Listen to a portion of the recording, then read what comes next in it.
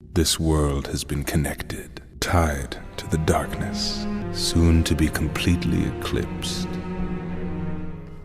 Hello there, Sarah from 17 once again. This is my Kingdom Hearts Final Mix Proud Difficulty walkthrough. We're returning to Traverse Town, this is where we are now. And we're going to be, I think, getting the navigation piece for the gummy ship that allows us to warp. Because we've done all the first few worlds and we need to branch out and go even deeper. And to do this, we're going to need to talk to Sid. But I think there's a couple of side quests to be done, which you might not see or you may see. And then there's going to be a boss. And it's the same boss we fought before, but the difference is now it reverses the frame of its armour. But now that you've got the red Triforce, which I've just done it again, why do I keep saying Triforce? It's a Trinity. God, I'm so terrible. But you've got the red Trinity now, so you can go and use it throughout the worlds if you choose to. I recommend doing so, but you're not going to see me do it, because once again, these are things that I've left out of the guide. And I did do it, it's just a case of I'm not going to be sharing it because it just wastes time that could be spent on more important matters. And as you can see, I still managed to get the Speedster Trophy, so will you, even if you do digress every so often. Just be aware that if you need to make up time, there are two ways to do it. One of them is to skip the Colosseum, the other one is to skip either Halloween Town or Atlantica. And I would probably recommend Atlantica to be skipped, because Halloween Town is easy, actually. It's got some rough enemies, but the bosses are simple. And the bosses in Atlantica aren't at all. And it's just a weird level. But here's me posting some of the letters and things, just to see what items I get. I'm not doing anything too serious. This is a good opportunity to restock upon your potions and check the accessory shop to see if they've got any other items that you can buy. And we'll see if there's anything worth mentioning about returning to Traverse Town that I don't already know. Because like I said, guys, my knowledge of this game is essentially 10 years old, and I don't remember too much aside from what I've just recently played. So, let's have a see.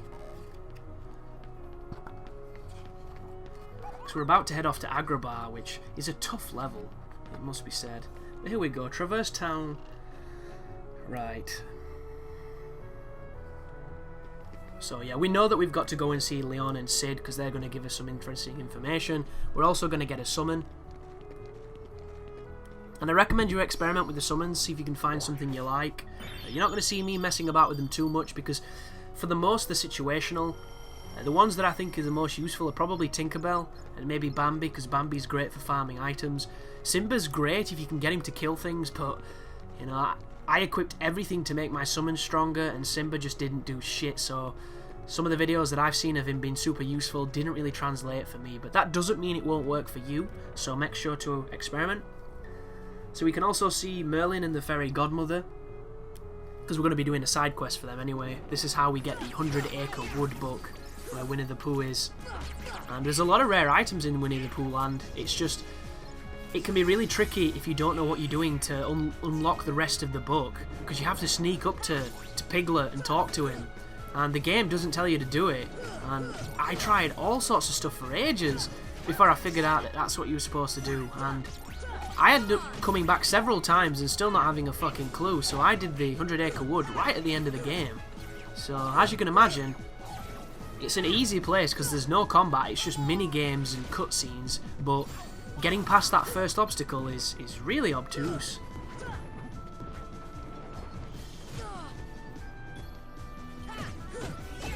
So we've got some interesting trivia on Simba, because he's the summon that we're going to get, and then there's the opposite armor that's coming up. So what's new in and around Traverse Town? Should we see what that's got to say for it? Ooh, what the fuck is that? Oh, my bad.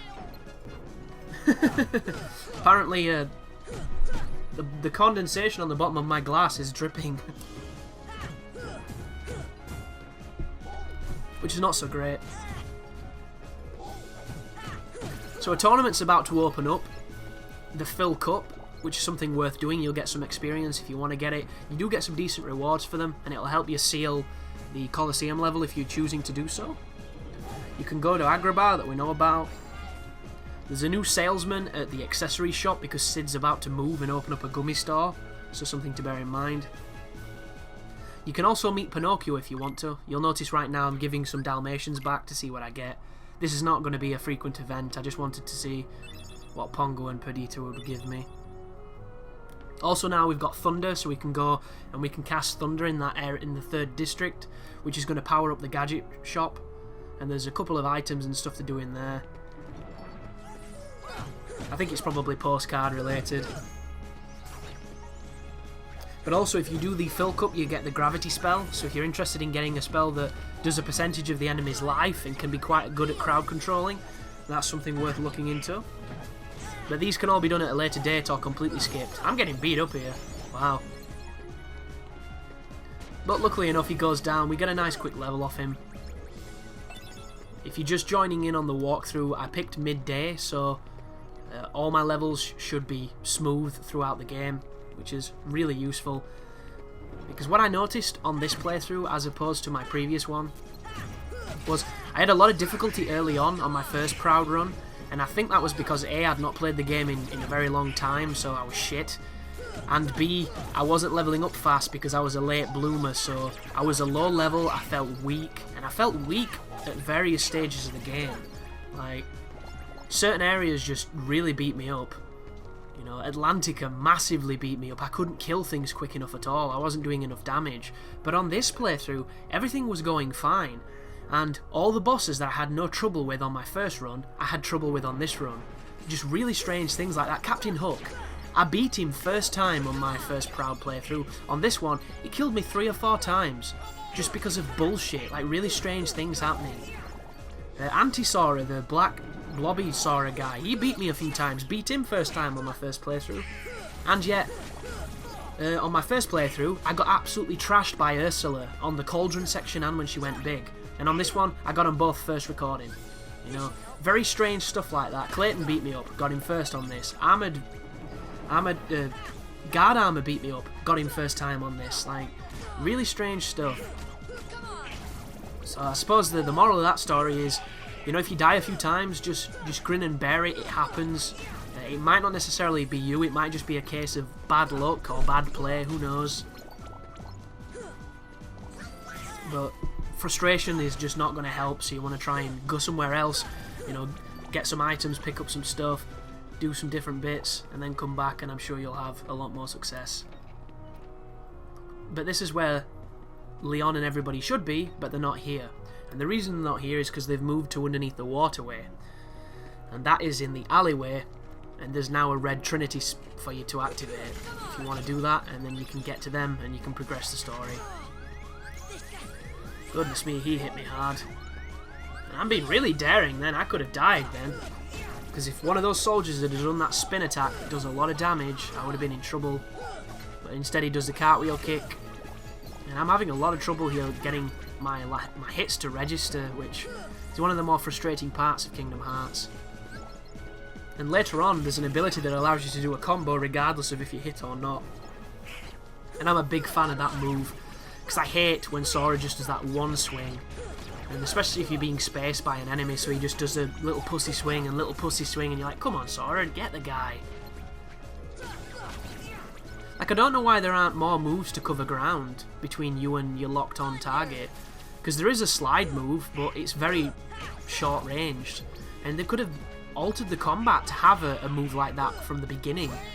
Like, imagine holding X, and instead of doing an attack, Sora runs towards the enemy, and when you release the attack, he does an attack. You could have used that to cover distance. It might have sped up the combat. It could have been really interesting too. But, you know, it is what it is. 2002. Bear that in mind. But this is the thing you want to use your lightning on. And that's going to power up the gadget shop. And it's also going to enable us to get on top of the bell tower, I believe, so that we can unlock the boss fight coming up. And also learn quite a lot about Maleficent and various other figures you're going to be seeing in the game. But I'm going back to the accessory shop. I'm probably going to see that guy here if Sid's not left. Oh no, Sid's going to give us a quest now. So there's the save. No, maybe not. Did I just use that to get my life back? I must have done.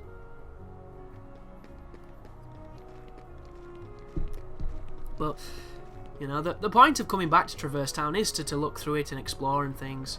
So it's never really wasted time as long as you're getting something from it, be it experience or items or Trinity spots or something like that. And I'm going to go directly to the alleyway here.